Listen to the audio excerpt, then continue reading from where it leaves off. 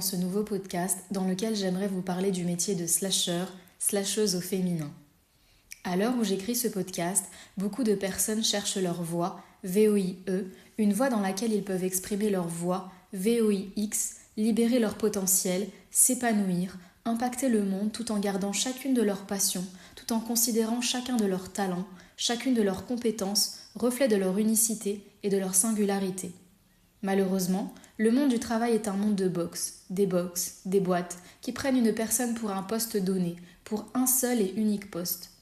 Or, beaucoup souhaitent combiner plusieurs postes, être à la fois coach, conférencière et mannequin, avocate, formatrice et couturière, vétérinaire, décoratrice et auteur, des aspirations qui paraissent ambitieuses pour certains et folkloriques et irréalistes pour d'autres.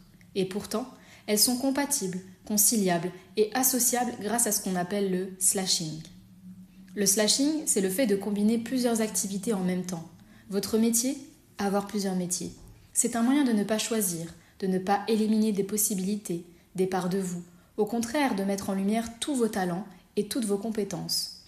Une manière d'être dans une multi-activité, à l'inverse d'une mono-activité, qui permet de gérer son temps, comme on l'entend, pour s'occuper de ses enfants, méditer ou voyager. Un modèle dans lequel il faudra cependant penser à mettre des priorités, notamment au départ en développant l'activité qui nous permettra de générer un revenu dans les meilleurs délais. Pour cela, je vous conseille de privilégier l'activité dans laquelle vous avez le plus de facilité, un réseau déjà existant ou développable facilement. En parallèle, continuez de développer vos autres activités comme des passions, des hobbies. Ce modèle est aujourd'hui exceptionnel. Demain, il sera la norme et surtout, il fera partie des profils les plus recherchés par les entreprises, car il témoigne d'une capacité à gérer plusieurs projets, plusieurs sujets en même temps, une capacité à développer une clientèle par domaine, etc. Voilà, c'est la fin de ce podcast.